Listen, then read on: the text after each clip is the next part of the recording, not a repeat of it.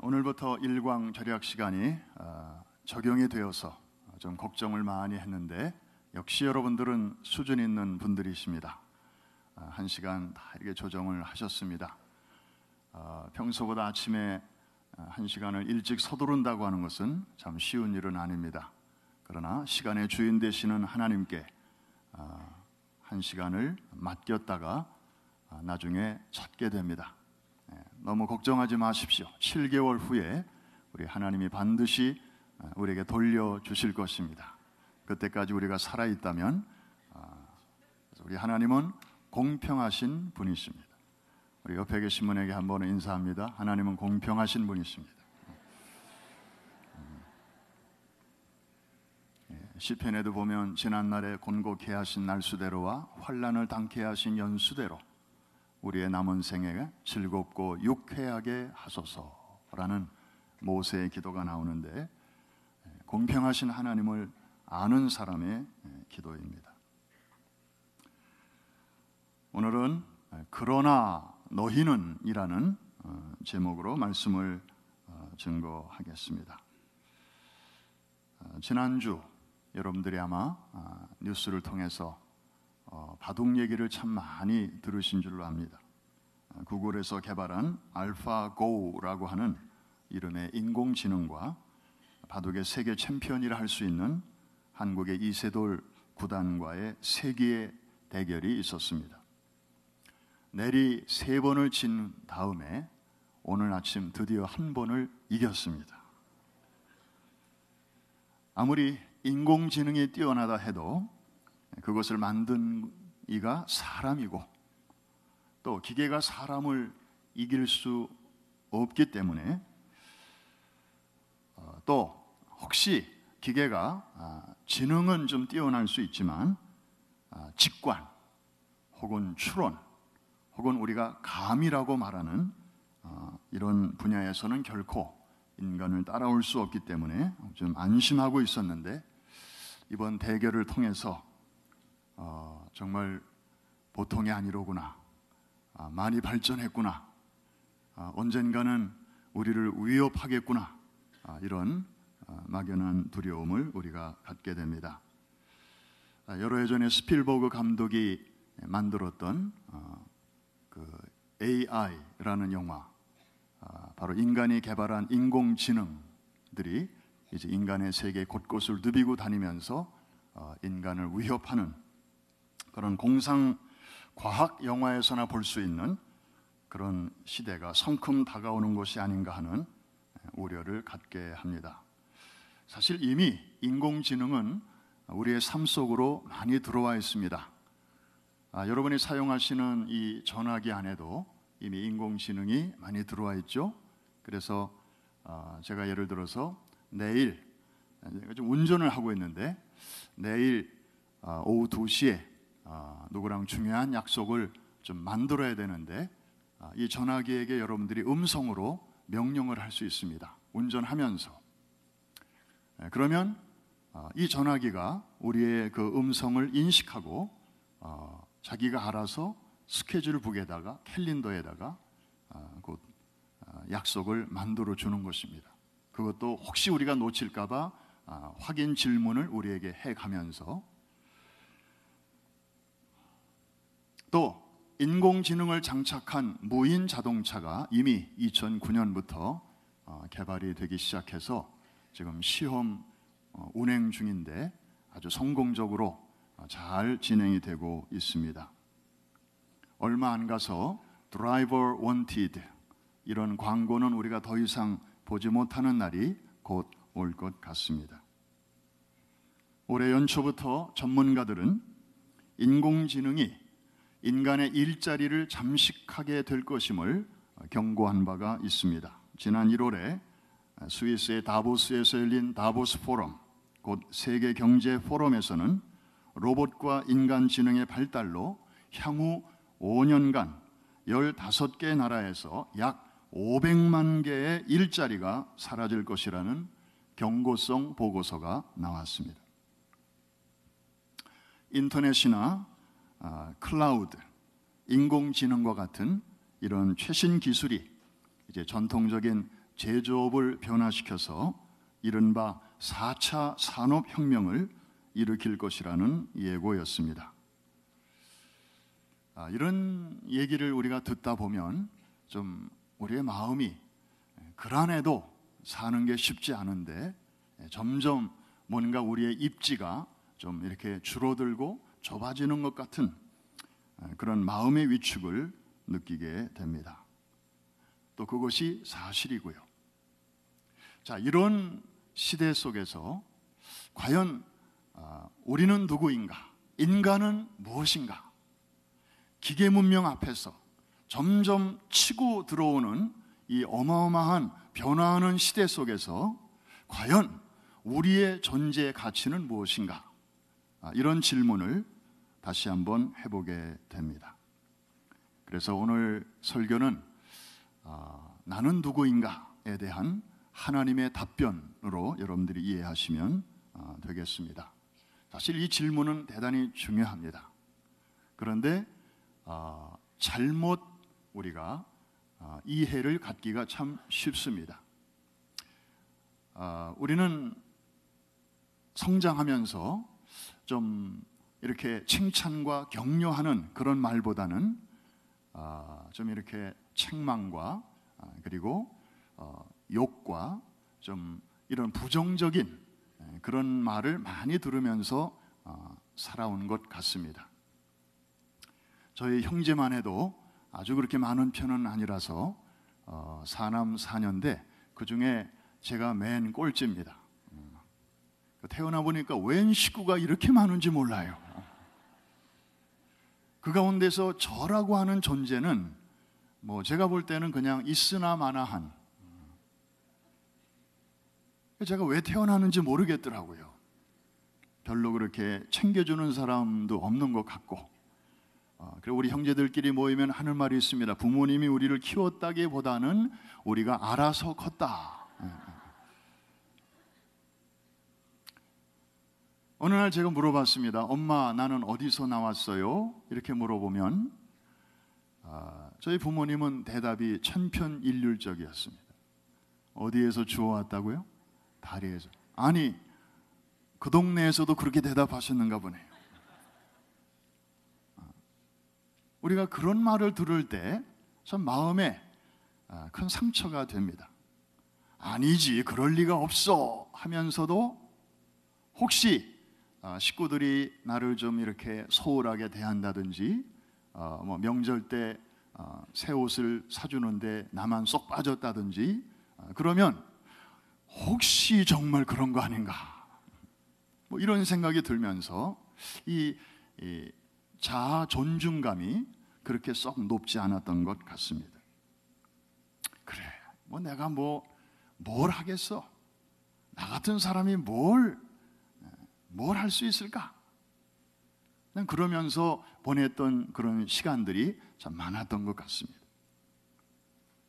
또 반대로 우리 자신에 대한 사실보다 그 이상으로 우리를 과대평가할 때도 있습니다. 가끔 이렇게 어떤 거울 앞에 서면요, 실제보다 내 키가 이렇게 커 보일 때가 있어요. 이런 거울 어디 가면 있냐? 옷가게 가면 많아요. 아울렛 이런 데 가서 옷 이렇게 한번 슬쩍 입어보고 거울 앞에 서면 평소에 나같지 않은 그런 모습으로 아주 훤칠하고 날씬하고 그런 모습으로 보여요. 왜 그런 거울을 거기다가 비스름하게 세워놨을까요? 그 옷 사가라고. 사실은 속는 건데 그게 실제가 아닌데 사람들은 참 저 옷이 나에게 이렇게 잘 어울리는구나 생각하고 선뜻 주머니를 여는 것입니다. 내 자신에 대해서 내가 정확하게 모르는 부분들이 많이 있습니다. 하물며 다른 사람이 보는 나 얼마나 부정확하겠습니까?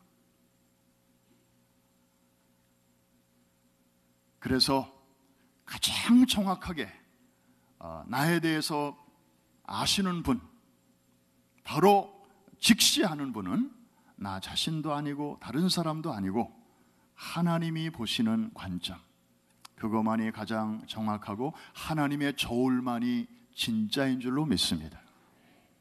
성경에 보니까 하나님의 저울이 나오잖아요. 나의 저울 너무 주관적이에요. 다른 사람이 나를 달아보는 저울, 그거 정확하지 않아요. 선입견에 이렇게 영향을 받을 때가 많아요. 그런데 오직 하나님의 저울에 달려질 때 더도 아니고 덜도 아닌 우리의 진정한 모습이 거기에 나오는 줄로 믿습니다. 그래서 나는 누구인가라는 질문에 대해서 누가 뭐라고 하는 것보다는 하나님이 너는 이런 사람이야 라고 말씀해 주실 때 이거는 더도 아니고 덜도 아니고 그게 진짜 진리인 줄로 믿습니다. 오늘 본문 베드로전서는 지난 2주 전에 말씀드린 것처럼 아주 어려운 시기를 살아가는 하나님의 사람들, 크리스찬들에게 보내시는 하나님의 위로의 서신이고 소망의 메시지입니다. 사실 오늘 우리도 사는 거 쉽지 않죠. 어렵습니다. 고민이 많습니다. 그런데 사실 우리가 고민했던 차원과는 비교할 수 없는 어려운 시대를 1세기의 크리스찬들은, 베드로 당시의 성도들은 살고 있었습니다. 우리가 다음 달 렌트비를 걱정하고 있을 때 저들은 생존의 문제와 씨름하고 있었습니다. 우리가 내 몸에 고혈압, 당뇨, 관절 이런 문제를 내가 어떻게 잡을 수 있을까 그렇게 고민하고 있을 때 1세기의 크리스찬들은 하루에도 수차례씩 생과 사의 기로를 넘나들어야 했습니다. 붙들리면 끌려가서 고문을 당하기도 하고 심지어 맹수의 밥이 되기도 하고 순교의 죽음을 죽기도 했습니다. 그러다가 생명이라도 다행히 유지하면 저들은 추방을 당해야만 했습니다. 바로 이 베드로 서신을 통해서 하나님은 오늘 본문 2장 9절과 10절에서 하나님이 보시는 우리가 어떤 사람인가를 말씀해 주고 있습니다. 오늘 본문이 조금 우리말 번역이 좀 이렇게 딱딱한 느낌이 있어서 쉬운 번역으로 여러분들에게 2절 말씀을 읽어 드립니다. 한번 들어보시죠. 그러나 여러분은 하나님께서 선택하신 민족이며 왕의 제사장입니다. 또 거룩한 나라이며 하나님께서 홀로 다스리시는 나라의 백성입니다. 하나님께서는 그분의 행하신 놀라운 일들을 알게 하시려고 여러분을 어두움 가운데서 불러내어 그의 놀라운 빛 가운데로 인도하셨습니다. 오늘 이 말씀을 쪼개보면 크게 5가지의 내용으로 나눌 수 있습니다. 그런데 그 중에 앞부분 3개 내지 4개는 우리의 신분에 대한 말씀입니다. 그리고 마지막 1개 내지 2개는 그런 신분을 가진 우리가 해야 할 일, 우리의 사명을 우리에게 소개하고 있습니다. 신분 그리고 사명. 그런데 우리가 누구인가, 우리의 신분을 말씀하시는 이 앞에 4가지의 그 중심에는 굉장히 중요한 한 단어가 들어 있습니다. 그것은 바로 선택이라는 단어입니다. 선택. 인생은 어떻게 보면 선택에서 선택으로 이루어져 있습니다. 선택의 조합으로 수놓아진 옷감과도 같다고 말할 수 있겠습니다. 오늘 아침 여러분들이 몇 시에 일어날 것인가? 여러분들이 선택하셨습니다. 그리고 교회 갈 때 오늘은 무슨 옷을 입을 것인가? 남자들은 무슨 넥타이를 맬 것인가? 선택하셨습니다.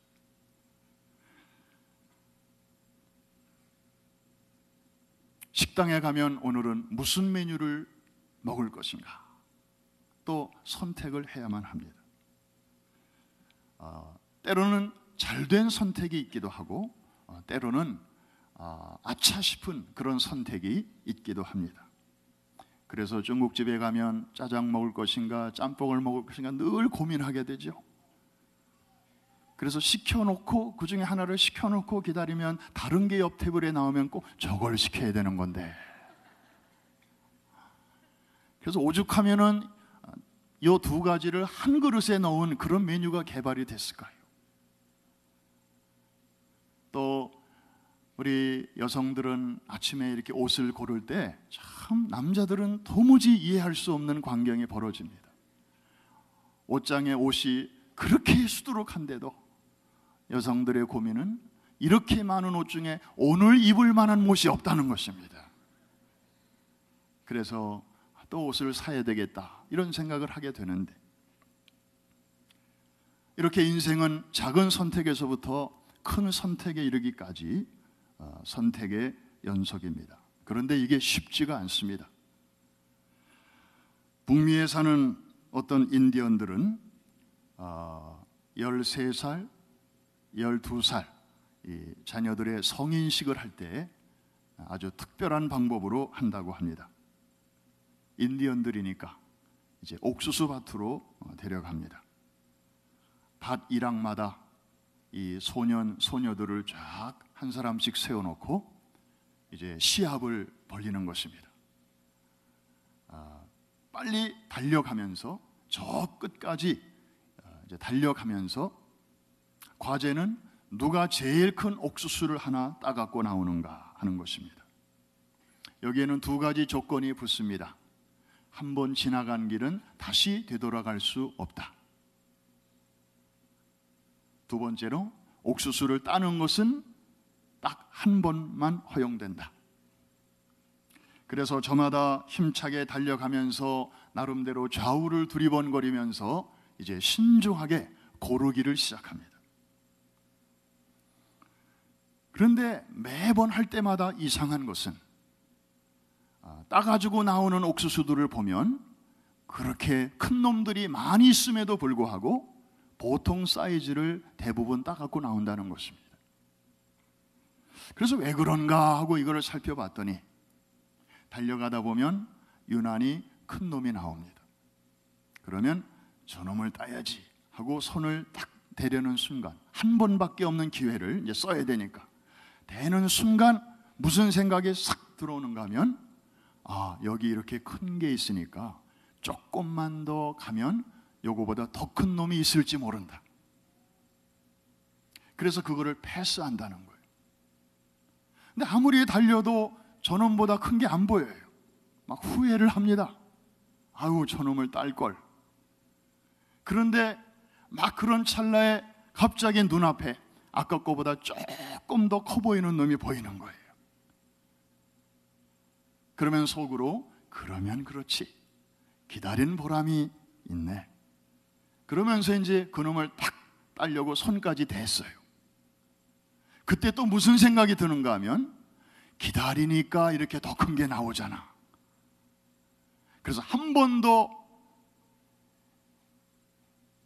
못 먹어도 고우라는 말이 있듯이 한 번 더 기다리자. 기왕에 기다린 거. 그래서 손을 댔다가 슬그머니 거두면서 또 달려가는 거예요. 기대를 가지고. 그런데 옥수수 밭은 어느새 끝부분에 이르렀어요. 에라 모르겠다, 아무거나 따갖고 나가자. 그래서 항상 손에 들려진 걸 보면 보통 사이즈가 나온다는 거예요. 그 중에는 지나친 게 너무 아쉽고 원통해서 빈손으로 나오는 애들도 많다는 거예요.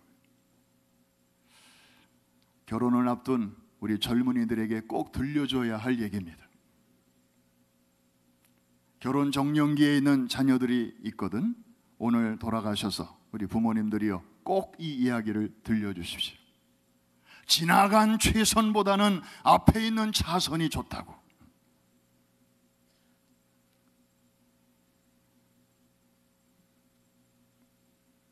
선택이 얼마나 어려운 일인가를 우리에게 보여주는 이야기입니다. 그 인디언 추장은 이런 교훈을 통해서 인생은 이런 것이다. 인생을 교육하면서 성인식을 가진다는 것입니다. 요즘에 결혼을 앞둔 젊은이들을 이렇게 상담을 해봅니다. 제가 꼭 묻는 질문이 있습니다.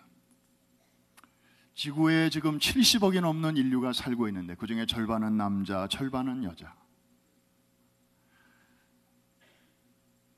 너희 둘이 지금 결혼하려고 지금 왔는데 35억이 넘는 여자 중에 다른 여자를 다 제치고 이 여자를 내 아내로 맞이하겠다고 지금 왔는데 또 이쪽도 마찬가지고 이건 정말 너무너무 황홀한 일이다. 이건 너무너무 자랑스러운 일이다. 그런데 결혼식이 끝나고 결혼 생활을 하면서도 지금의 이 결정, 지금의 이 마음 끝까지 변치 않을 자신이 있느뇨 하고 제가 물어봅니다. 그러면 하나같이 예스, 예, 그렇게 하겠대요. 속으로 대답은 참 잘한다. 그러면서 잘 준비해서 정말 후회 없는 그런 항해길을 갈 수 있도록 나름대로 이렇게도 돕고 또 성경적으로도 얘기하고 그러면서 또 조언도 줍니다.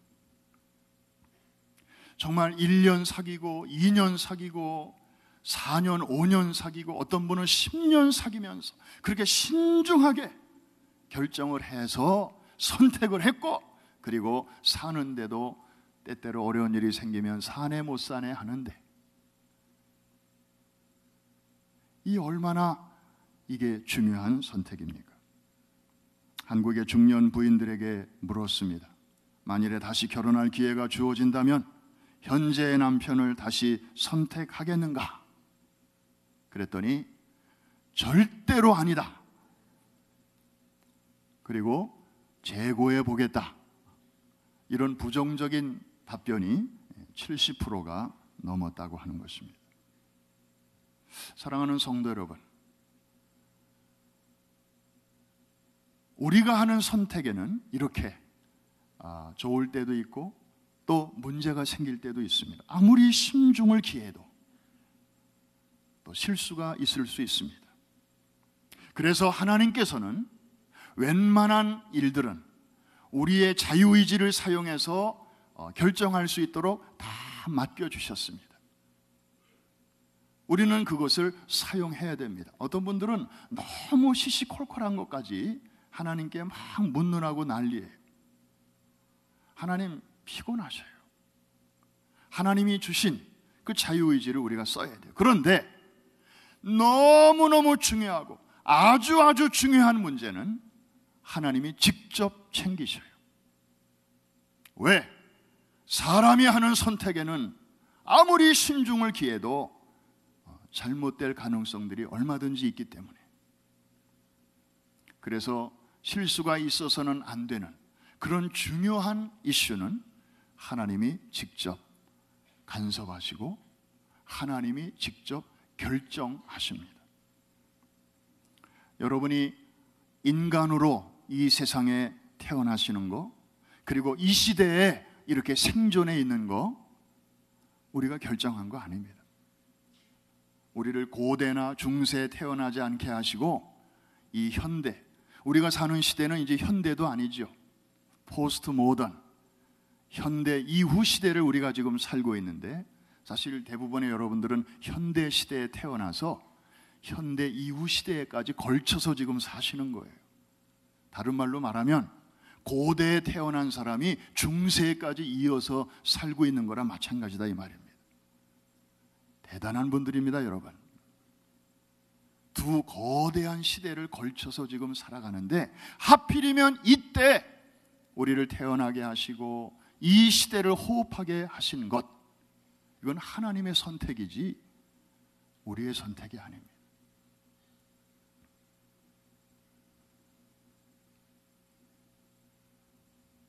여러분을 남자로, 여러분을 여자로 태어나게 하신 것도 하나님의 선택. 오늘날 이걸 자꾸 인간이 스스로 막 바꾸려고 노력을 하는데 이거 하나님 보시기에 좋지 않은 거예요. 최근에 뉴욕 시장이 공공 화장실, 탈의실 이런 데서 자기가 스스로 생각하는 성으로 이해하는 곳으로 들어가도 좋다, 지금 이렇게 조례를 발표했어요. 발표한 날로 유효해요. 단 공공학교에서는 아직 아니고. 그래서 이거 큰일 났어요. 지금 남녀가 엄연히 구별된 상황에서도 성범죄가 그렇게 많이 일어나는데 이제 이상한 그런 증세를 가진 사람들이 들어가서 어머머 어떻게 여기 들어왔어요? 그러면 나 여자예요, 이렇게 말하면 그냥 되는 거예요. 지금 세상이 이렇게 이상하게 돌아가고 있어요. 근데 하나님께서는 남자와 여자, 우리의 선택권을 주지 않으셨어요. 내가 어느 부모 밑에서 태어날 것인가, 이런 것도 하나님이 정해주시는 거예요. 왜? 부모는 정말 하나님의 대리자로, 부모가 잘났든 못났든 뭐 금수저를 물려주든 흙수저를 물려주든 나를 낳아주신 생명의 통로로 하나님이 저분들을 사용하셨기 때문에, 저분들을 통해서 내가 세상에 나왔기 때문에 무조건 사랑하고 존경하고 존중해야 할 분들이기 때문에 우리에게 선택권을 맡기지 아니하시고 하나님이 하신 거예요. 이해가 되시면 아멘. 이렇게 중요한 문제들은 실수가 있어서는 안 되기 때문에, 시행착오가 있어서는 안 되기 때문에 이런 문제는 하나님이 직접 개입하시는 거예요. 그리고 그것은 바꿔서는 안 돼요. 거역해서는 안 돼요. 결혼 생활이 선택에서 시작되듯이 신앙생활도 선택으로 시작된. 근데 중요한 것은, 진짜 중요한 것 중에서도 가장 중요한 것은 하나님과 나와의 관계인데, 이것은 그래서 하나님께서 직접 개입하시게 됩니다. 내가 내 고백으로 예수를 나의 주로 고백하고 영접해서 내가 크리스찬이 되는 것처럼 보일 때가 있어요. 물론 교단마다 교리가 조금 다를 수 있고 강조점이 다를 수는 있어요. 그러나 중요한 것은 이니셔티브는 나 같은 죄인이 예수 그리스도를 통하여 죄 문제를 해결받고 하나님의 자녀가 되는 그 이니셔티브는 언제나 하나님 편에 있다는 사실입니다. 하나님이 아무런 계획도 없는데 내가 스스로 나 하나님 자녀 되고 싶어요 이렇게 해가지고 되는 문제가 아니라는 것입니다. 그래서 에베소서에 보니까 저와 여러분의 구원을 이렇게 아주 분명하게 말씀하고 있습니다. 성부 하나님께서 계획하시고 성자 예수님께서 이 땅에 오셔서 당신의 죽으심과 부활로 여러분의 구원을 이루어 주시고, 성령 하나님께서는 그 이루신 그 은혜를 나에게 적용시켜 주시고 내게 인을 쳐 주심으로 내 구원의 확실한 보증이 되어 주신다. 그러니까 나 한 사람의 구원을 위해서 하나님이 개입하시고 예수님이 개입되시고 성령 하나님이 개입되시는 거예요. 그래서 성경에 보니까 삼겹줄은 쉽게 끊어지지 않느니라. 여러분의 구원은 이렇게 든든한 기초 위에 세워졌다는 사실을 믿으시기를 바랍니다. 그래서 아무도 흔들 수가 없는 것입니다. 아무도 아버지의 손에서 여러분을 다시 빼앗아갈 자가 없는 것입니다. 아버지보다 더 힘센 자가 있다면 모를까?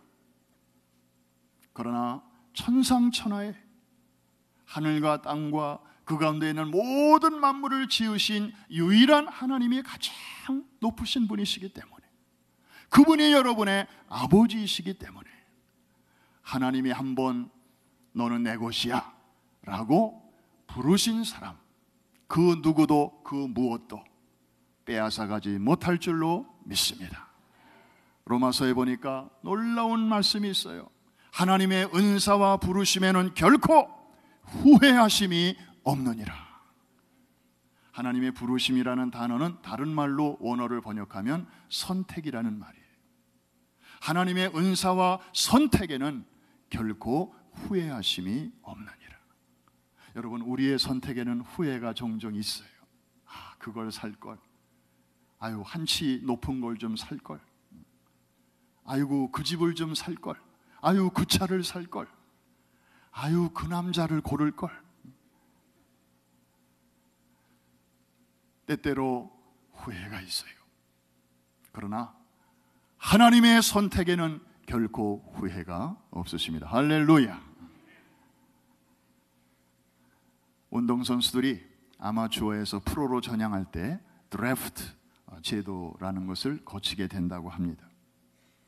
프로 구단에서 그 선수의 모든 레코드를 보고 우리 팀은 저 선수를 갖고 싶습니다, 좋은 계약을 이렇게 제안하기도 하고, 또 너무 경쟁이 치열할 때는 이렇게 추첨으로 이제 우선순위로 뽑기도 하는데, 우리나라 야구 선수들이 제법 지금 미국 프로야구 세계에서 활약이 많습니다. 한 선수가 미국에 이렇게 진출할 때 언론들이 난리죠. 우리도 기분이 으쓱합니다. 만일에 여러분의 자녀가 운동을 잘해서 야구를 잘하는데 뉴욕의 양키즈나 아니면 요 가까운 매치에서 스카우트를 했다고 하십시다. 여러분 얼마나 프라우드 하시겠습니까? 아마 가문의 영광으로 여기실 것입니다. 여러분, 미국의 야구는 그 자존심이 대단하잖아요.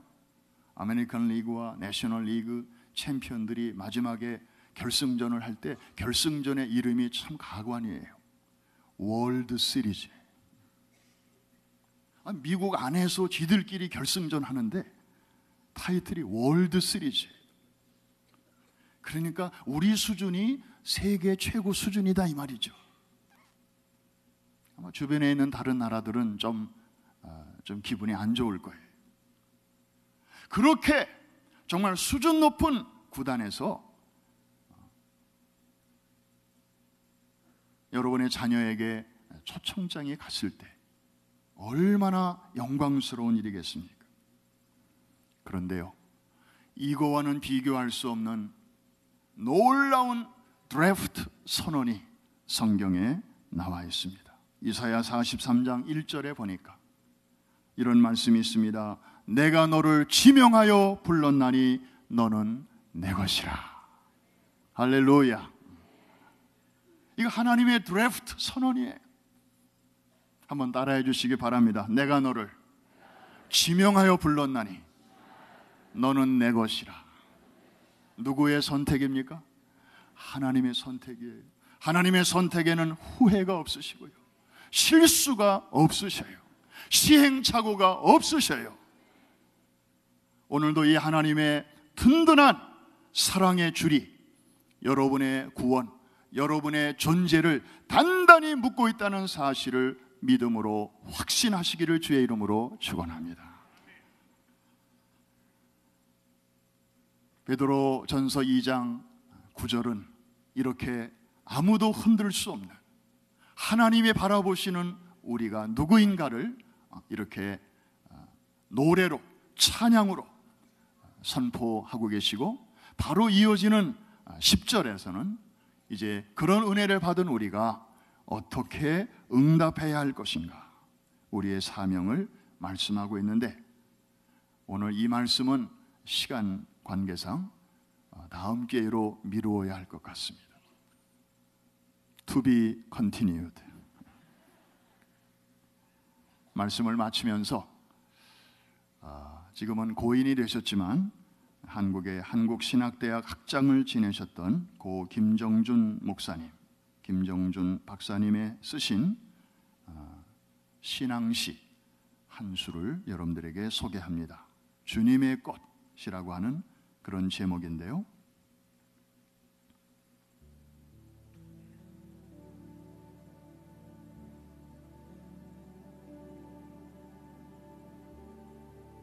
주님의 꽃.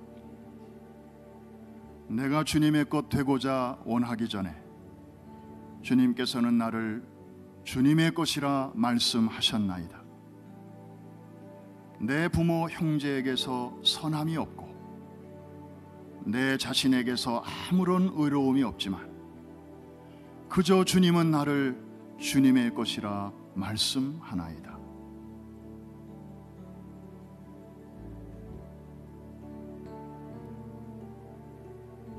주님께서 이곳을 주님의 소유물로 하셨어도 천지나 역사에 털끝만한 변함이 없겠지만 주님께서는 그저 주님의 것이라 말씀하나이다.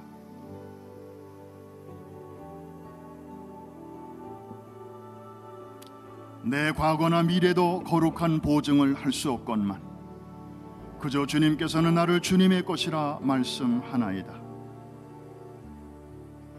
이것을 주님 것이라 하시면 마음 쓰시기 괴로우실 텐데 그래도 주님은 나를 주님의 것이라 하나이다.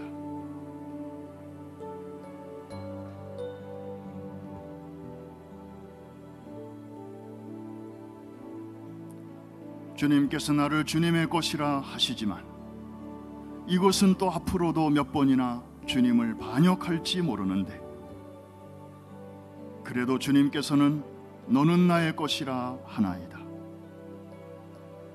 이것이 주님의 꽃 되므로 주님의 곳간이 부해질 것도 아니건만 그래도 주님께서는 너는 내 것이라 하나이다.